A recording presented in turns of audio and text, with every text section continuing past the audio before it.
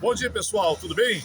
Hoje no programa especial, hoje é dia 1º de maio de 2025, dia do trabalho, e nesse programa de hoje, uma prosa boa com o Matheus, historiador, museólogo. Ele falou para a gente sobre um detalhe que impressiona, que é sobre os muros de pedras que tem na região, especificamente na Serra da Canastra. Eu falei com ele, nós contamos a história, como, por trás de tudo, como são feitas essas estruturas, para que eram usadas no passado, a participação dos escravos na construção desses muros. Foi um bate-papo muito inteligente. Nós gravamos na Santa Casa de Passos, lá no Memorial, na sala Memorial da Santa Casa. Ele me recebeu muito bem, quero agradecer você, Matheus. Então acompanha com a gente agora no Bom Dia, esse programaço especial com o Matheus, historiador, falando sobre os muros de pedra que tem na região, essas construções que resistiram ao tempo, uma engenhosidade de pessoas que hoje não estão mais aqui, mas deixaram o seu legado. Bora assistir! Bom dia! Está entrando no ar o programa Bom Dia Passos, o programa para toda a família.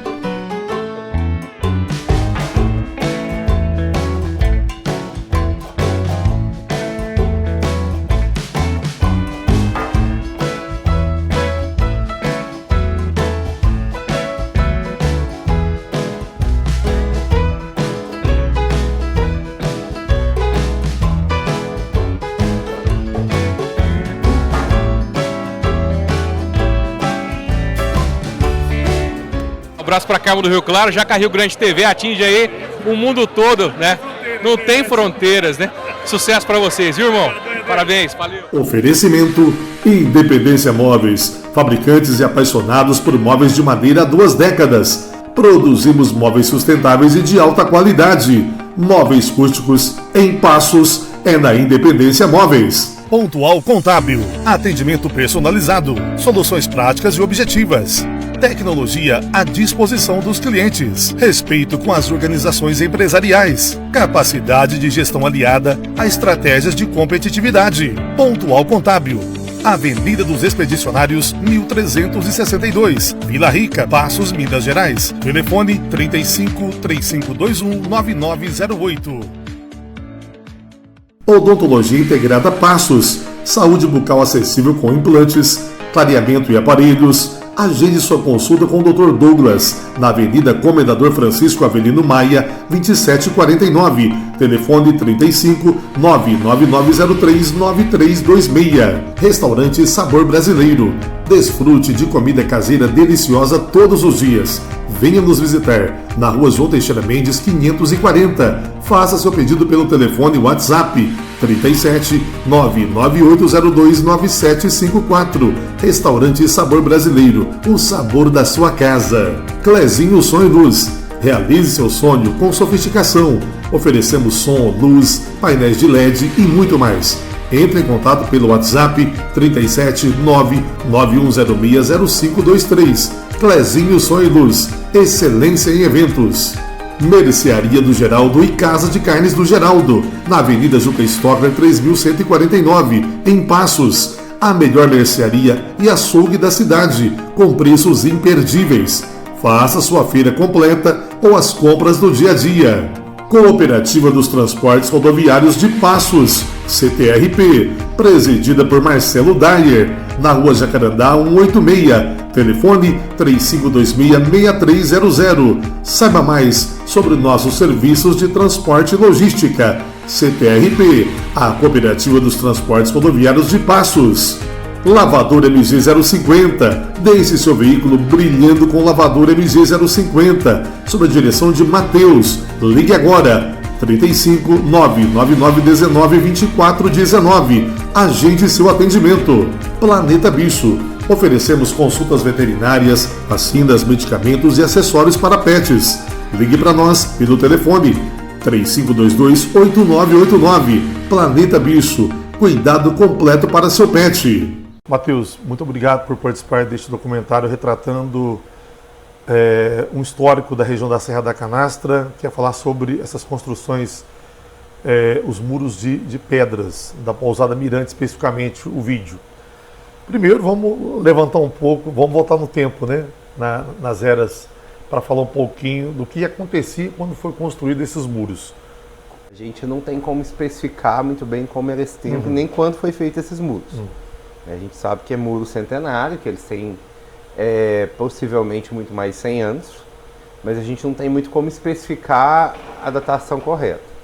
A nossa região ela vai passar por várias situações no Brasil colônia. Então a gente vai ter quais situações mais pungentes? A gente vai ter, por exemplo, a descoberta de ouro na região mineradora. Nós não estamos na região mineradora.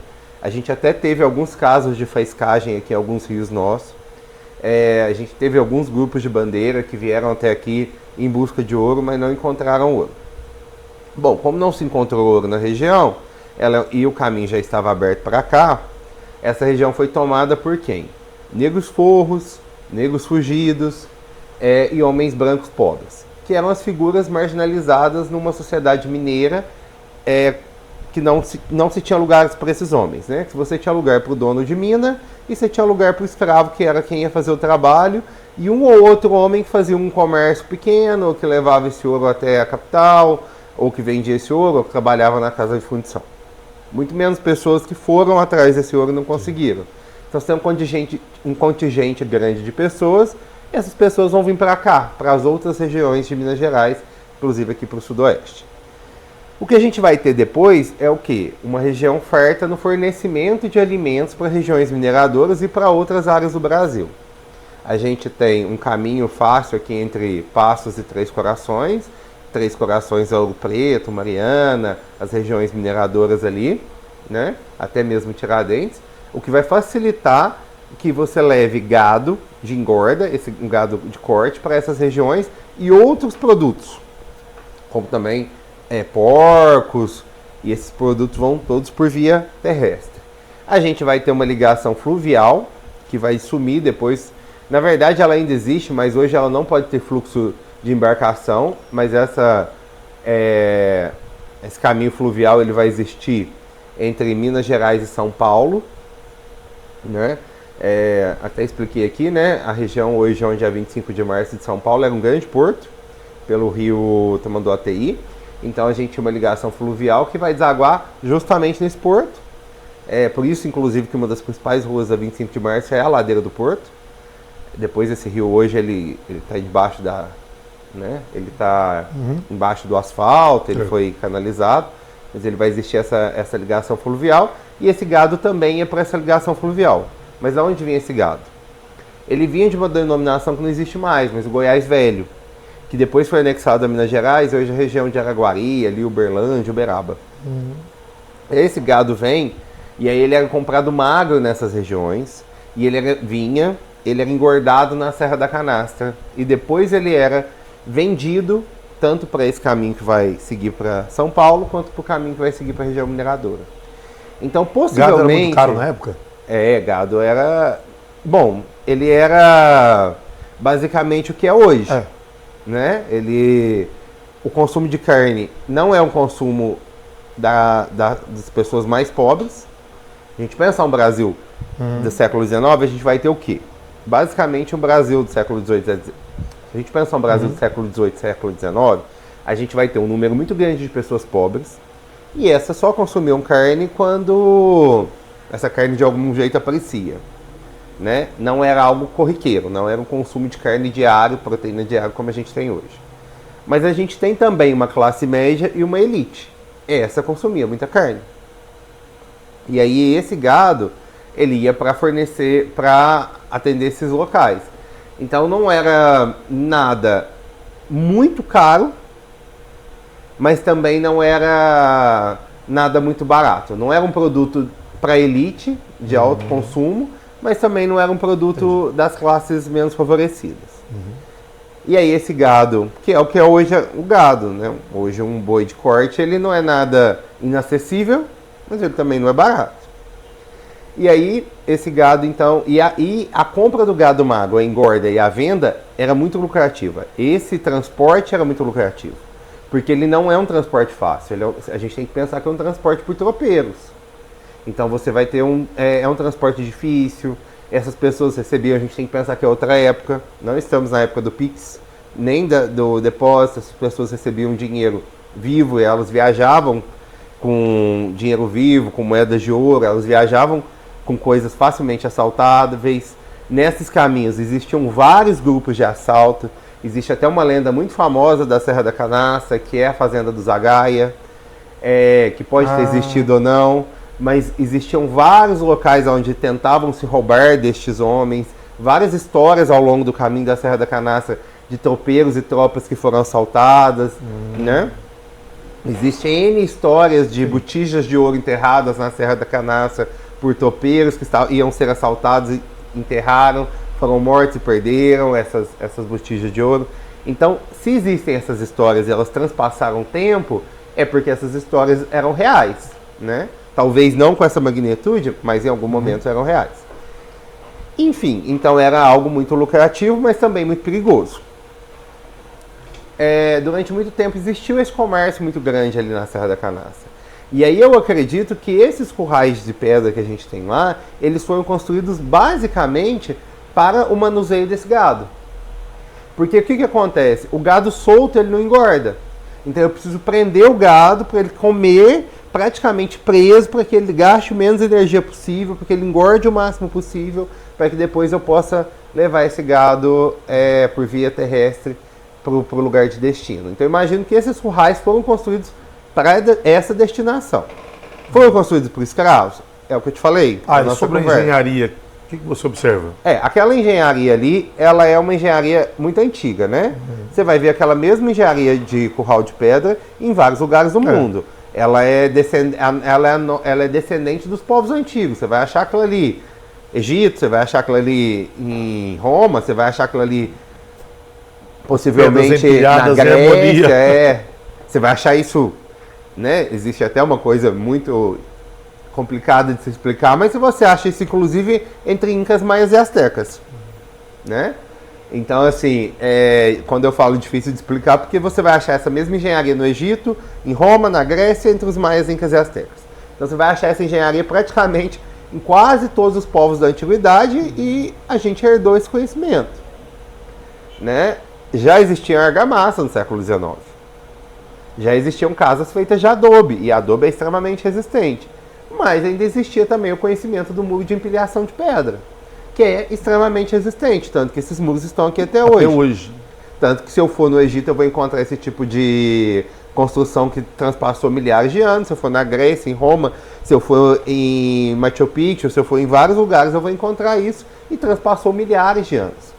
Então é extremamente resistente, é uma engenharia extremamente fácil e extremamente resistente. Num lugar que é a Serra da Canastra, que é cheia de pedras, né? Eu tenho um número de pedras gigantescas ali.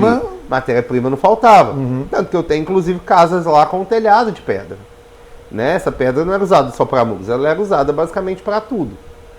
O homem, quando ele não tinha recurso, ele era muito mais audacioso em utilizar o que ele tinha, né? Recursos primários. Então, a pedra era um recurso que tinha abundância e não tinha custo. Como é que você vê a importância na preservação desses muros nas questões históricas e culturais hoje do Brasil? Então, são remanescentes arqueológicos, né? Ao contrário de países da Europa, o Brasil ele tem uma dificuldade de manter os seus ambientes de sítios arqueológicos em boa manutenção e até trabalhar a questão historiográfica em cima desses sítios arqueológicos, né? Em fazer projetos de escavação, em tentar entender o que era aquilo, em tentar entender, inclusive, para que servia. Porque a gente fala que são currais de pedra, porque mais ou menos é o que a gente imagina que foram, e já houve outros estudos que apontaram para isso. Mas eu posso te dar um exemplo, por exemplo, de Jacuí, que tem um forte do século XVIII, que deu origem a toda essa região aqui. É mesmo. E confundiram no início com currais de pedra. Acharam que eram currais para gado, depois com um projeto de escavação, que foi inclusive na década de 90, liderado pelo professor Grilo, que não era arqueólogo, mas era um grande entendido da época, e existem algumas pessoas que vão dizer que ele não deveria ter feito trabalho por não ser arqueólogo, mas se não fosse ele a gente nunca ia saber que aquele local na verdade era o forte do sítio do Lanhoso, que deu origem a toda a região, inclusive a Franca também, Então, o que acontece? Precisa se estudar esses lugares para entender o que eram, para que serviam. Eu estou te falando que era provavelmente para colocar o gado e deixar o gado mais preso, porque basicamente é o que nos leva a entender a história daquele local. Era um caminho de tropeiros, o gado passava por lá, era um lugar de engorda de gado. Mas pode ter sido uma outra coisa. E naquele tempo, de acordo com os seus estudos, por exemplo, hoje nós temos um patrimônio mundial que é o queijo canastra. Sim. Que é feito pela bovinocultura, né? Pecuária leiteira. Será que eles não tinham alguma percepção do que seria a pecuária futuramente? Naquele tempo nem tinha essa percepção do que poderia ter acontecido hoje. É que assim, né? Se a gente for pensar... Que eles fabricavam queijos, né? Fabricavam queijo. Inclusive o queijo da canastra só é possível por conta do leite ser muito gordo, basicamente por conta do capim gordura. O capim, o clima ali da região. O clima da região, mas também o capim, a pastagem, toda uma série de correntes que vão se prendendo e dá o sabor ao queijo.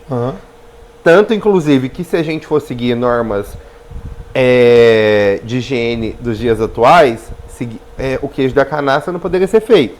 Você sabe que ele só é feito porque ele é patrimônio imaterial. Porque senão a Anvisa não autoriza a produção do queijo da canastra.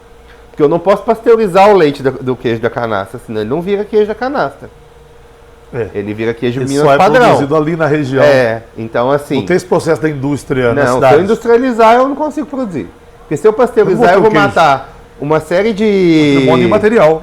Se eu pasteurizar o leite eu vou matar uma série de enzimas que vão dar aquele queijo. Então ele é um produto da Serra da Canastra, que provavelmente foi passado de geração em geração. Ele era produzido por esses homens. Agora, uma pergunta que eu sempre faço você sabe que você está fazendo história? Como assim? Você sabe que você é um agente da história? Você sabe que você está produzindo história? Sim. Mas você vive todos os dias como pensando assim, nossa, hoje eu vou fazer isso, porque daqui 100 anos isso vai fazer parte da história.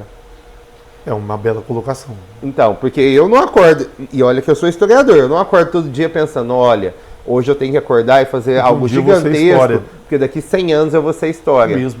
Então eu não acredito que as pessoas viviam pensando, nossa, no futuro o que vai ser a região, ou como vai estar a agropecuária, ou a região vai crescer. No meu caso, eu ainda convivo com comunicação, lido com histórias. Mas no caso, as pessoas não tendem a pensar isso. Porque as pessoas só vivem. As grandes descobertas possivelmente não teve essa percepção mesmo. Só vive o tempo. As pessoas vivem o seu tempo de hoje e agora. E aí elas fazem história sem saber que estão fazendo história. Né? Eu não acredito que as pessoas vivam pensando que elas estão escrevendo parte da sua história. Elas estão escrevendo parte da sua história e vão ficar na história.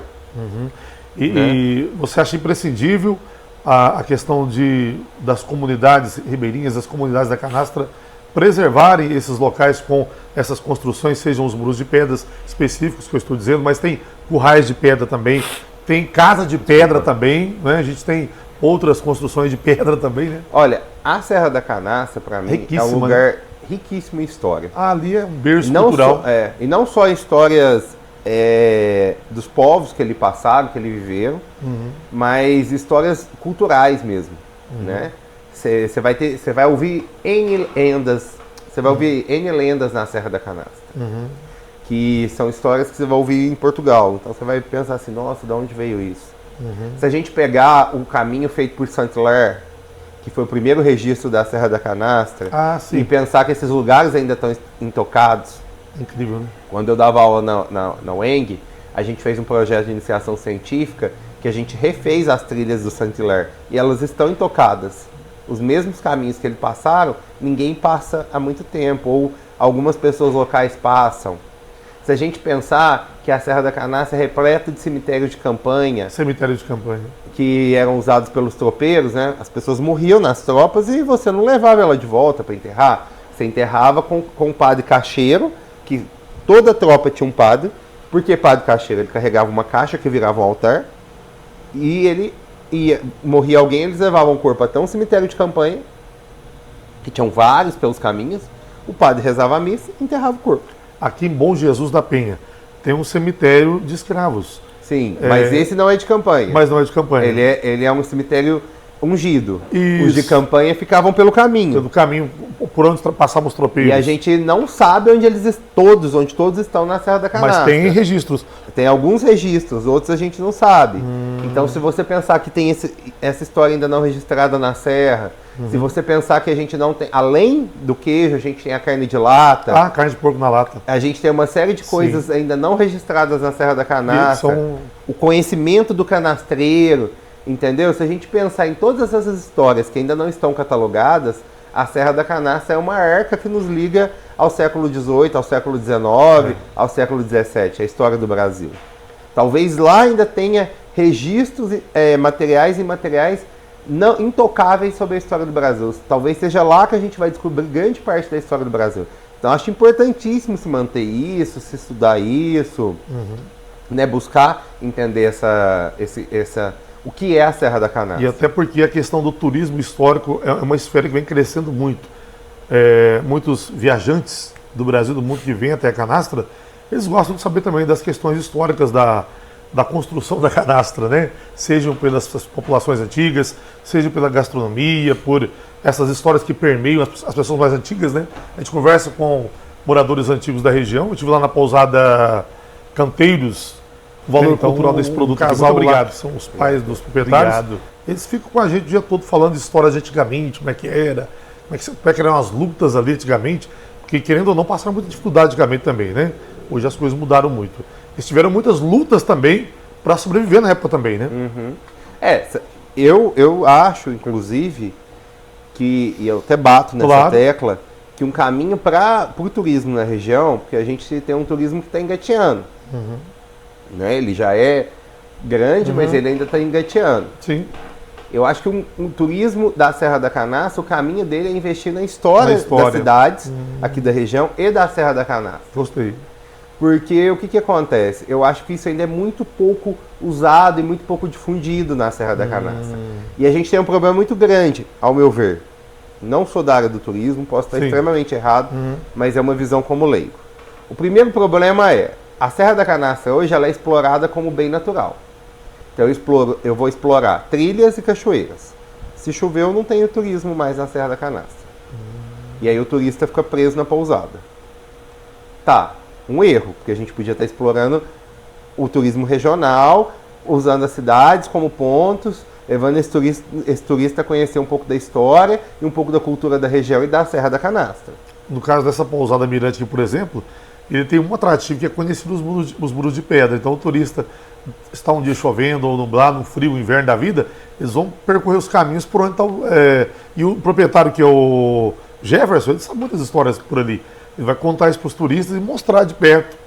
Outra coisa que eu acho que deveria ser mais explorada é porque a Serra da Canastra, ela é muito parecida, se você pensar em questões de bioma, com a Chapada dos Veadeiros. Ah, Chapada dos Veadeiros. Tanto que muita gente posta foto na Chapada dos Veadeiros que eu conheço de São Paulo ou do Rio, eu falo assim, e eu sempre pergunto, falo, tu tá aqui na região? Aí a pessoa fala, tô na Chapada dos Veadeiros. Eu confundo. Mas por que as pessoas saem de São Paulo e do Rio e vão na Chapada dos Veadeiros e muitas vezes não vieram para cá ainda? Porque não tem o apelo histórico que lá tem. Você entendeu? Então eu acho que esse apelo histórico é algo que vai trazer todos os turistas, porque nós estamos muito mais bem colocados que a Chapada dos Veadeiros, se você pensar em logística. De São Paulo a Passo são 4 horas e meia de carro. Sim. E por que a gente não está trazendo esse turista para cá? Está trazendo, mas não em grande escala. Porque talvez a gente não tenha esse apego histórico, regional, entendeu? Porque o turista, quando ele viaja, ele quer de dia ir para cachoeira fazer trilha, e à noite ele quer ir para uma roda de viola, ele quer sentar e ouvir uma música local. Fazia, né? Ele quer comer uma comida típica também, ele quer ter esse contato.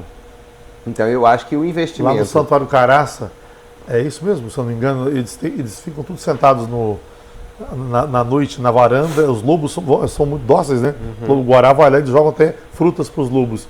Os turistas todos em círculos na varanda, conversando e ouvindo histórias lá da região do Parque do Caraça. Acho que não me lembro o nome correto, mas é em Minas. Mas é isso que você falou mesmo. Eles valorizam muito as histórias do lugar também. Então, e eu acho que é o que a gente tem que começar a valorizar aqui. Entendeu? Acho que está faltando um pouco dessa ligação entre o moderno E o histórico. Porque a gente é uma região com muita história, uma região muito antiga, que fez parte do desenvolvimento tanto do Brasil, quanto do Brasil Colônia, quanto do Brasil República, entendeu? Passos tem histórias maravilhosas, como a história da Matança do Fórum, outras histórias gigantescas, assim, se a gente pensar a nível nacional. Só uma curiosidade aqui sobre os muros de pedras. Na construção do muro de pedra, você tem locais, regiões muito altas, né? E não necessariamente muitas pedras, como a gente vê hoje lá perto. Eles carregavam isso tudo em manual mesmo. Ou teve meios que você entende que tinha para isso? Então, sabe o que acontece? Aí eu acho que precisaria de um estudo mais aprofundado. Porque se você pensar que esses muros têm pelo menos 150 anos, hoje não tem muita pedra lá, mas e há 150 anos atrás? Então, às vezes a gente olha e fala assim, mas aqui essas pedras foram carregadas. Porque não tem pedra aqui praticamente, não tem hoje, mas será que há 150 anos não tinha? Não tinha muitas.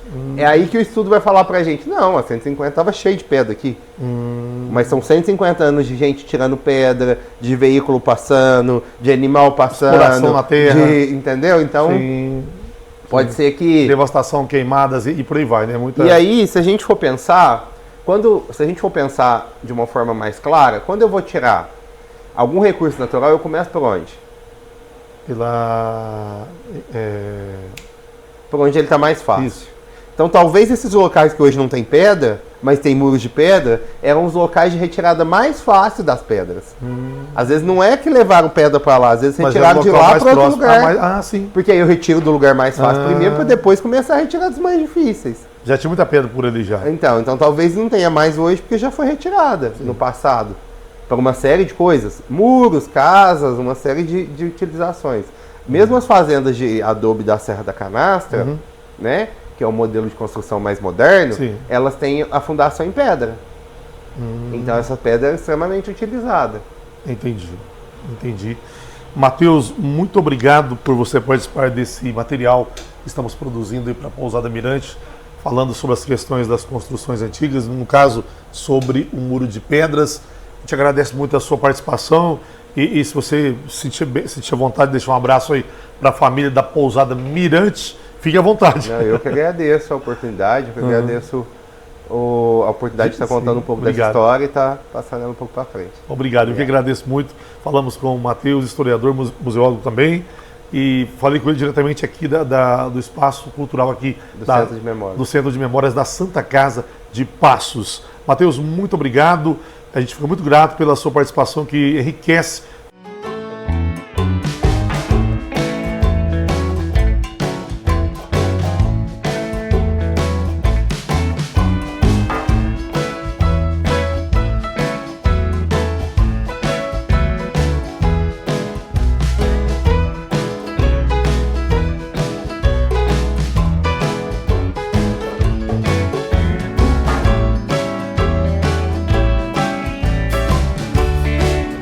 Abraço para Carmo do Rio Claro, Jaca Rio Grande TV atinge aí o mundo todo, né? Não tem fronteiras, né? Sucesso para vocês, viu, irmão? Parabéns, valeu. Oferecimento Independência Móveis, fabricantes e apaixonados por móveis de madeira há 2 décadas. Produzimos móveis sustentáveis e de alta qualidade. Móveis rústicos em Passos é na Independência Móveis. Pontual Contábil, atendimento personalizado, soluções práticas e objetivas. Tecnologia à disposição dos clientes. Respeito com as organizações empresariais. Capacidade de gestão aliada a estratégias de competitividade. Pontual Contábil. Avenida dos Expedicionários, 1362, Vila Rica, Passos, Minas Gerais. Telefone 35 3521 9908.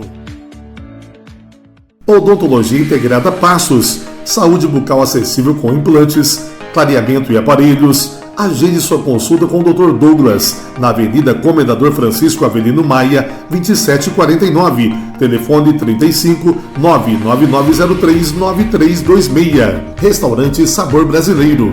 Desfrute de comida caseira deliciosa todos os dias. Venha nos visitar na Rua João Teixeira Mendes, 540. Faça seu pedido pelo telefone WhatsApp 37 99802 9754. Restaurante Sabor Brasileiro, o sabor da sua casa. Clezinho Sonho Luz, Realize seu sonho com sofisticação. Oferecemos som, luz, painéis de LED e muito mais. Entre em contato pelo WhatsApp 37991060523. Clezinho Som e Luz, excelência em eventos. Mercearia do Geraldo e Casa de Carnes do Geraldo, na Avenida Juca Stockler 3149, em Passos. A melhor mercearia e açougue da cidade, com preços imperdíveis. Faça sua feira completa ou as compras do dia a dia.